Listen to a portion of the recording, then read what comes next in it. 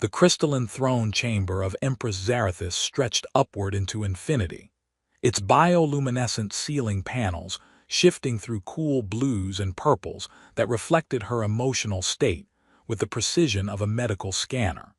Lieutenant Marcus Rivera had read about Calarian architecture in his diplomatic briefings, but experiencing it firsthand was like standing inside a living jewel that responded to its owner's every mood. The Empress sat upon her quantum crystalline throne, a structure that supposedly enhanced her natural telepathic abilities, while simultaneously isolating her from direct physical contact with any other being. The irony wasn't lost on Marcus. The very thing that made her powerful also made her untouchable, literally and figuratively. The trade negotiations with the Centauri coalition require careful consideration, droned Ambassador Vexter, his multi-jointed limbs clicking against his ceremonial staff with mechanical precision. The proposed exchange rates for quantum crystals versus rare earth elements must be. Empress Zarathus shifted slightly in her throne, and Marcus caught the micro-expression of fatigue that flickered across her features before diplomatic training smoothed it away.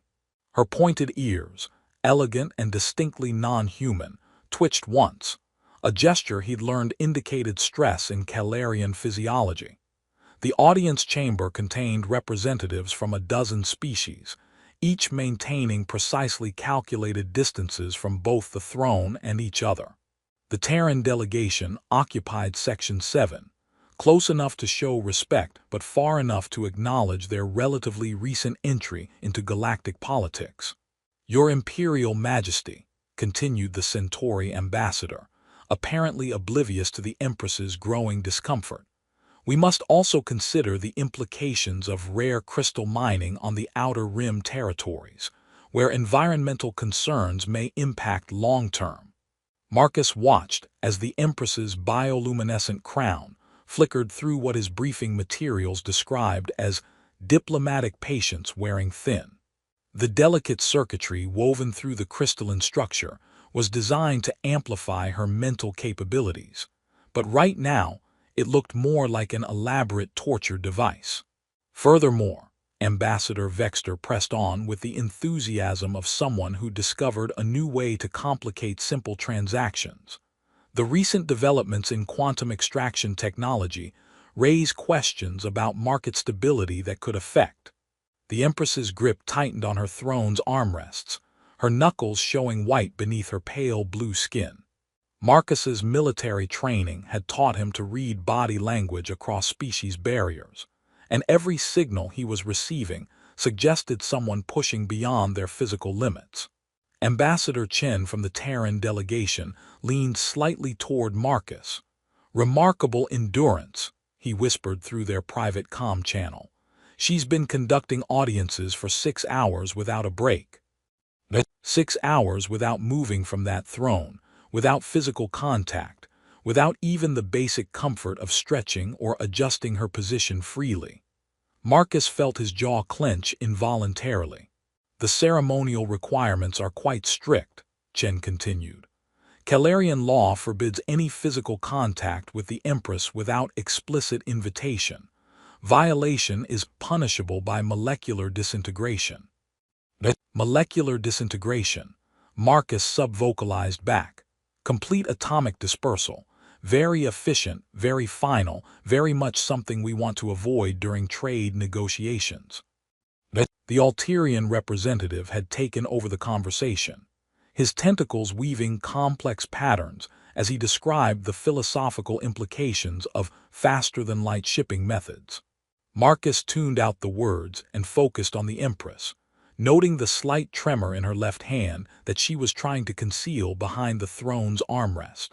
"Your Majesty," the Alterian was saying, "surely you can appreciate the metaphysical considerations of quantum entanglement in commercial applications, particularly when we consider the ethical ramifications of." Empress Zarathus began to rise, clearly intending to acknowledge the speaker with the formal gesture required by protocol. The movement should have been fluid, graceful, befitting someone who'd spent decades perfecting diplomatic choreography. Instead, She swayed slightly, her balance compromised by hours of enforced stillness. The throne chamber's atmospheric processors hummed softly, cycling through the complex mixture required to keep multiple species comfortable. The sound seemed unnaturally loud in the moment of silence that followed the Empress's slight stumble. Every being in the chamber had noticed. Protocol demanded they pretend they hadn't. Marcus's hands clenched into fists at his sides as he watched her recover with practiced dignity, the slight flush in her pointed ears the only sign of embarrassment or distress. Her bioluminescent crown had shifted to deeper purples, patterns that his cultural briefings hadn't covered, but that his instincts interpreted as distress signals. The Empress completed her acknowledgement gesture and settled back onto her throne, but Marcus could see the cost of maintaining perfect composure. Her breathing was carefully controlled, her posture rigidly correct, and her eyes held the kind of exhaustion that came from enduring rather than living. Ambassador Vexter was speaking again, something about regulatory frameworks and compliance matrices, but Marcus found himself calculating distances instead. 15 meters from his position to the throne.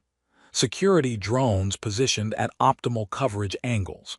Guard stations equipped with energy weapons that could reduce a human to component atoms in 0.3 seconds.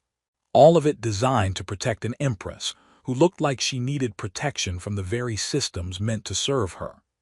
The Centauri ambassador had launched into what appeared to be the galactic equivalent of a filibuster, his voice carrying across the throne chamber with the relentless persistence of a malfunctioning comm system. Empress Zarathus maintained her diplomatic mask, but Marcus could see the subtle signs of someone approaching their breaking point. The multidimensional aspects of trade route optimization, Ambassador Vexter continued, apparently under the impression that quantity of words equaled quality of negotiation, require us to consider not merely the physical logistics, but also the temporal displacement factors inherent in faster-than-light commerce. The Empress's bioluminescent crown shifted through deeper purples, colors that Marcus's gut instincts translated as "please make this stop," regardless of what the diplomatic briefings said about Calarian emotional displays. Moreover, the ambassador pressed on, warming to his theme like a plasma drive reaching critical temperature. We must address the philosophical implications of quantum uncertainty in commercial law, particularly as it relates to. Empress Zarathus began to rise again, this time to make what Marcus recognized as the formal gesture of acknowledgement that protocol required at the conclusion of each speaker's presentation. The movement started smoothly, the practiced grace of someone who'd performed this routine thousands of times.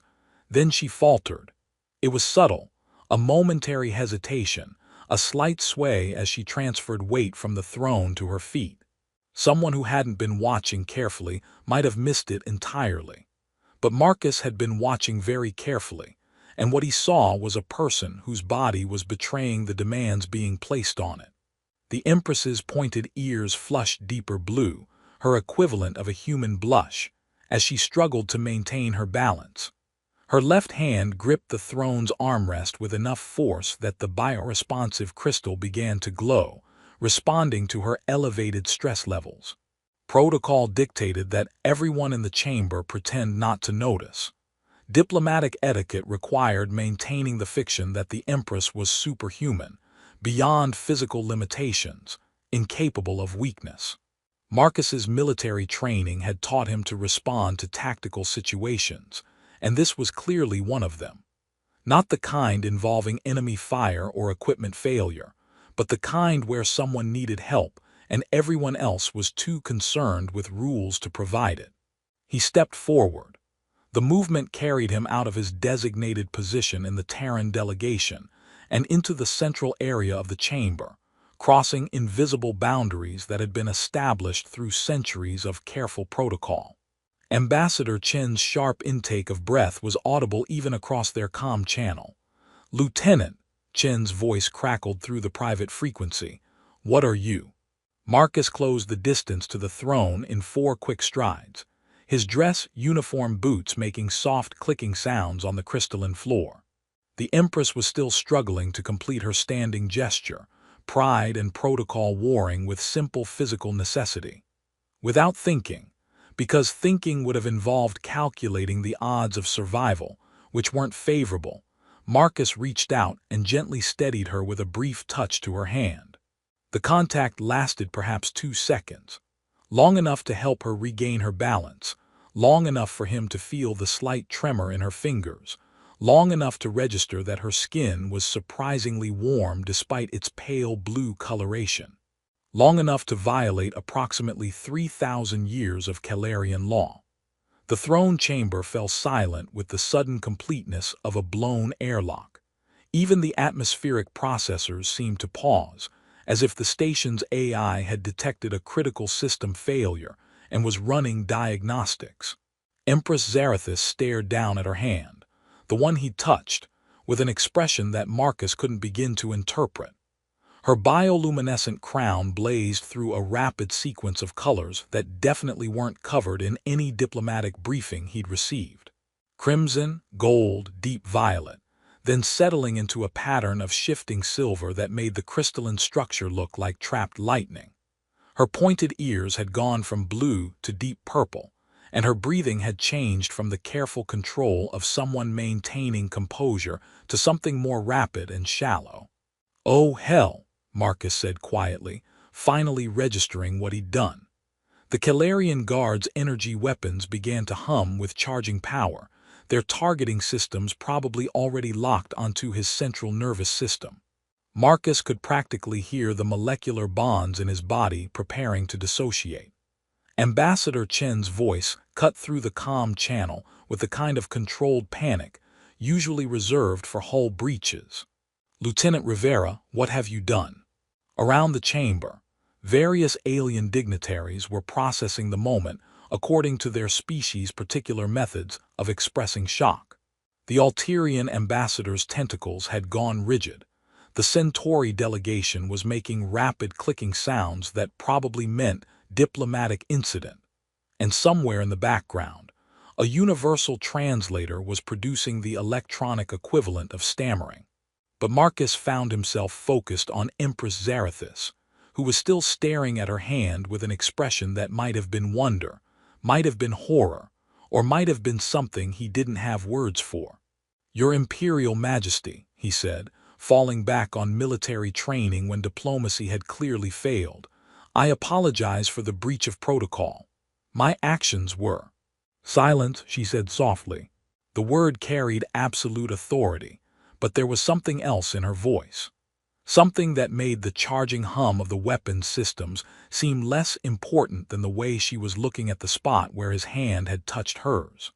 Marcus waited for the molecular disintegration to begin, calculating that he had perhaps 30 seconds before the guards received confirmation of execution orders.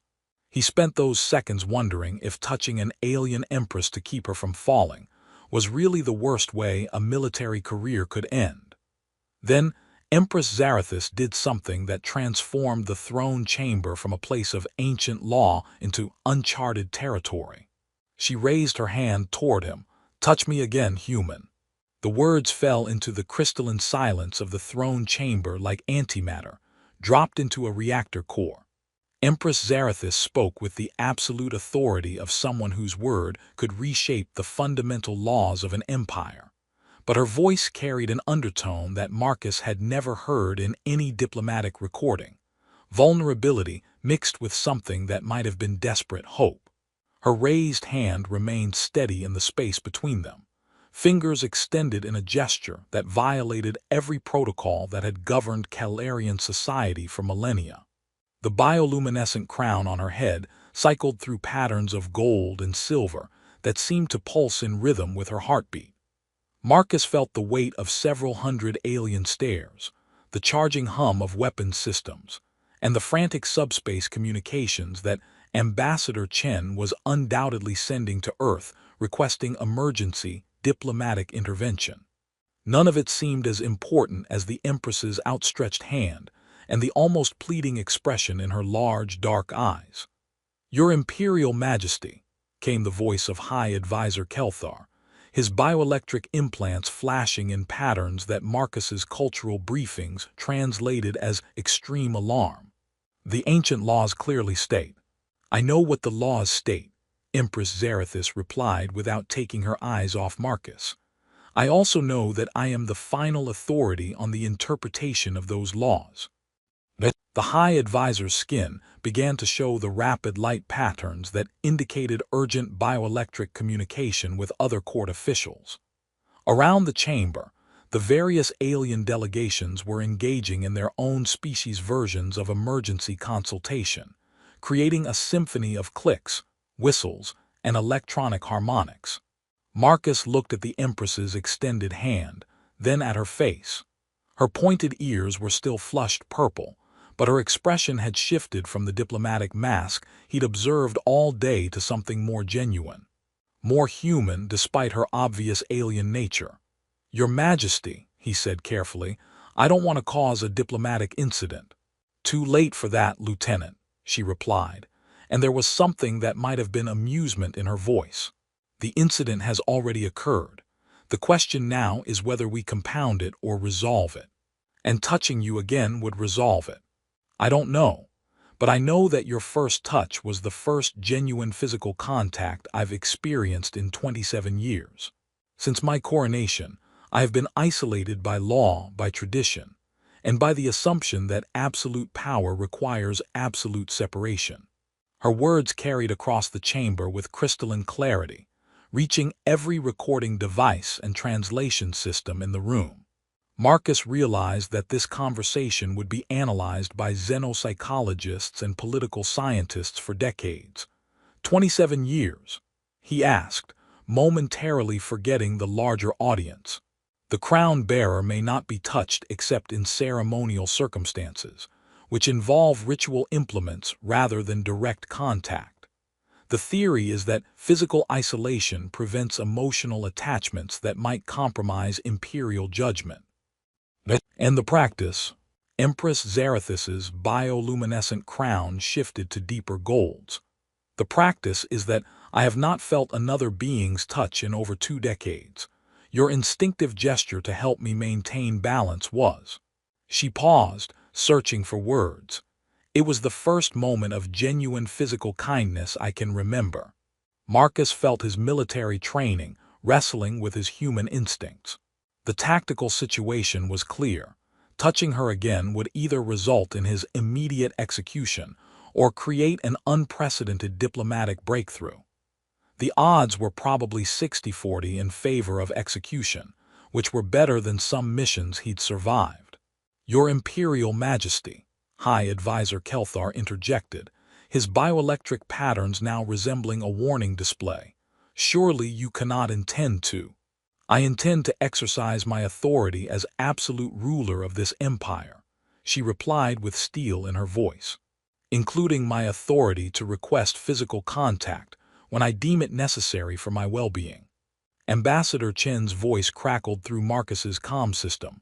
Lieutenant, whatever you're thinking, think twice. The political ramifications.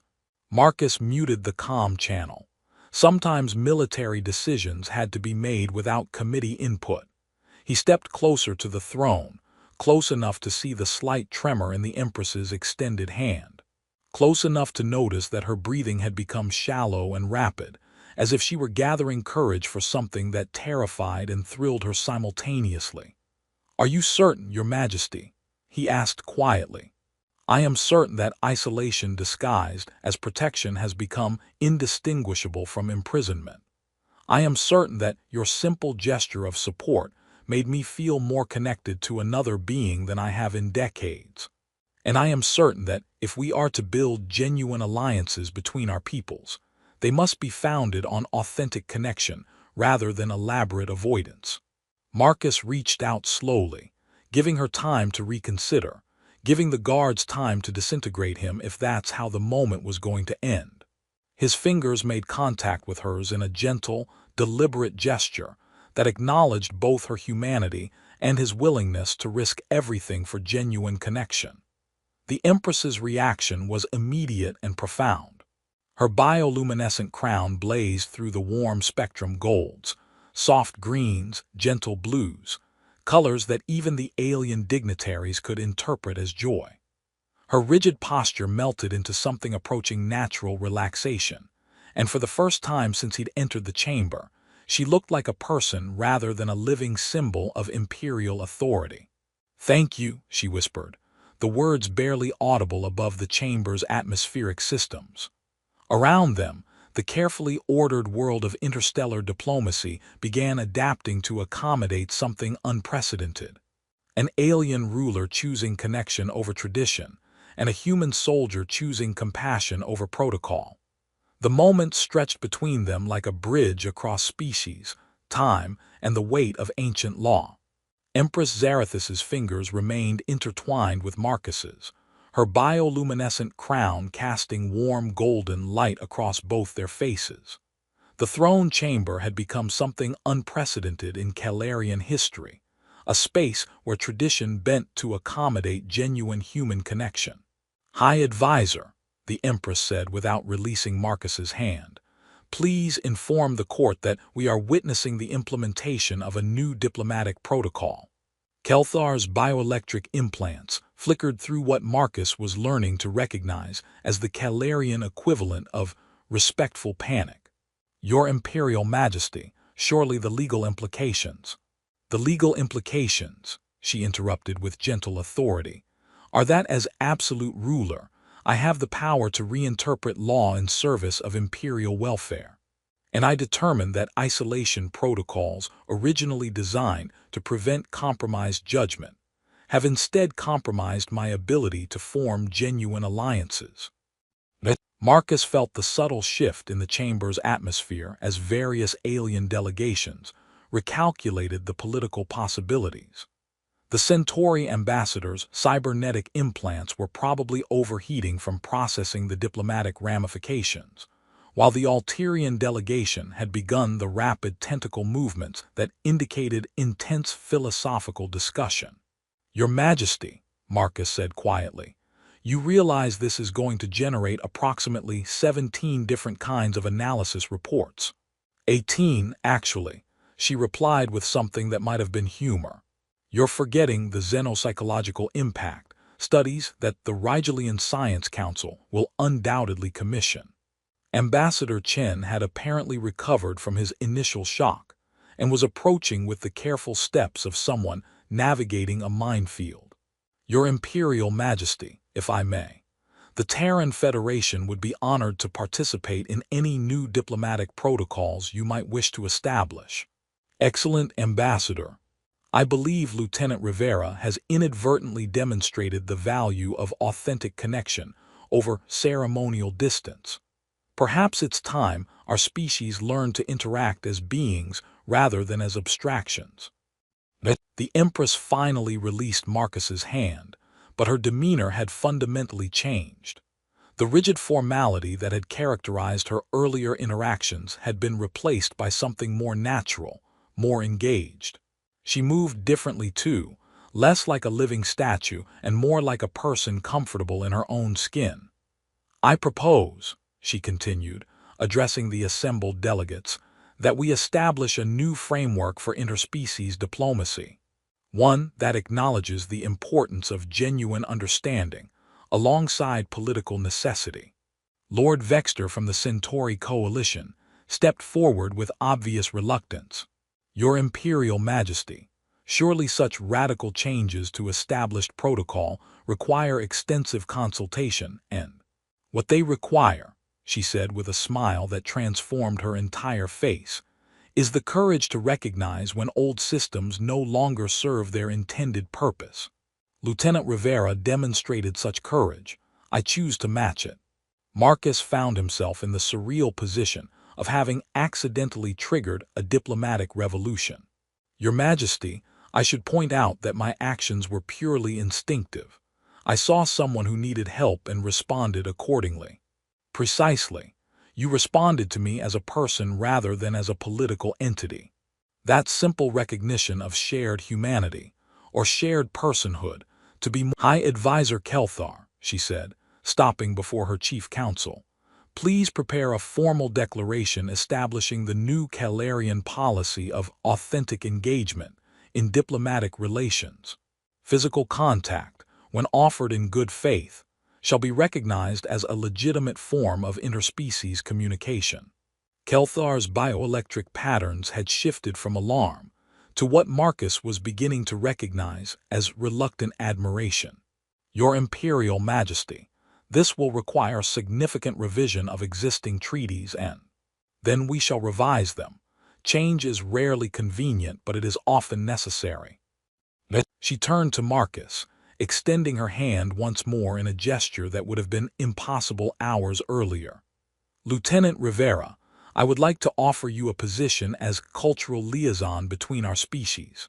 Your unique perspective on the intersection between military pragmatism and diplomatic necessity could prove invaluable. Marcus accepted her handshake, noting how the simple contact seemed to energize her further. I'm honored, Your Majesty, though I should warn you that my diplomatic training consists mainly of not shooting things that are shooting at me. Sometimes the most profound insights come from those unencumbered by conventional training, she replied. You saw a person in need and responded with kindness. That may be the most sophisticated diplomatic strategy ever employed in this chamber. The various alien delegations were beginning to adapt to the new reality, their representatives calculating how to position themselves advantageously within the Empress's revised approach to interspecies relations.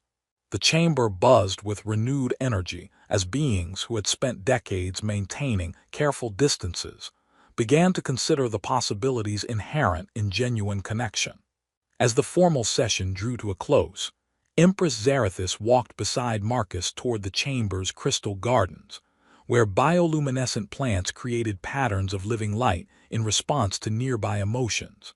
The plants glowed warmly as they passed, responding to what Marcus could only describe as contentment radiating from the Empress. 27 years, she said thoughtfully, watching the garden respond to their presence. 27 years of believing that strength required isolation, that leadership demanded separation from the very beings I was meant to serve. And now, she paused beside a cluster of crystal flowers that pulsed with gentle golden light. Now I understand that true strength sometimes means admitting you need help, and genuine leadership requires authentic connection with those you lead. Marcus watched as she reached out to touch one of the crystal blooms, her fingers making contact with living light that seemed to dance at her touch. Your Majesty, do you think this will actually work? This new approach to diplomacy? Empress Zarathis smiled, her bioluminescent crown casting warm patterns across the garden's crystalline surfaces.